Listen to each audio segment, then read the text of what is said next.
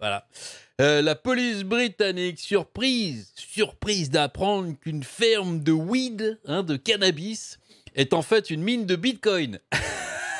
C'est absolument super. Parce que oui, vous savez que, bon, pour planter de la weed ou du cannabis, alors je ne le fais pas moi-même, mais je le sais, hein, par des amis, bref, les gens, ça consomme énormément d'électricité. Toutes les lampes, tous les trucs, voilà. Faire croître du cannabis, ce que vous voulez chez vous, hein, ça consomme énormément d'électricité. Et du coup, la police, en fait, hein, c'est ça depuis quelque temps, et repère les grosses fermes de cannabis comme ça aussi, parce qu'il y a une surconsommation d'électricité. C'est un des indices qui fait que voilà. Et du coup, là, ils avaient repéré un endroit qui est assez louche, où il y avait une énorme consommation d'électricité. Ils se sont dit, là, ah, les petits malins, là, ils sont en train de cultiver de l'herbe, c'est pas de, c'est pas de l'herbe normale, c'est illégal tout ça, on va y aller. Et en fait, c'était une ferme de Bitcoin.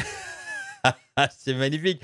La police du Royaume-Uni a fait une descente dans une cité industrielle à l'extérieur de Birmingham, soupçonné d'abriter une exploitation de culture de marijuana en intérieur. Ah, les gros vilains, a rapporté CNBC. Ils ont été surpris de découvrir à la place une vaste installation d'extracteurs de bitcoin qui siphonnait illégalement l'électricité d'une alimentation secteur. Bon, ça restait quand même, il y avait de la pratique illégale, donc bon, ils ont quand même fait arrêter le truc, parce que on sait, farmer des bitcoins, ou farmer n'importe quelle crypto, ça consomme pas mal d'électricité, faut le dire. Et donc, faut payer en général. Sauf que là, dans les petits malins, ils ont dit, bon, on va tout gagner, on va se brancher légalement sur ce secteur, et puis comme ça, on va utiliser de l'énergie gratos. Du coup, c'est illégal, et voilà. En 2016, le cannabis représentait 1% de la consommation d'électricité aux États-Unis, soit l'équivalent de 15 millions de tonnes d'émissions de gaz à effet de serre. Bah alors, les gars, cultiver du cannabis, c'est pas écolo. Ouais.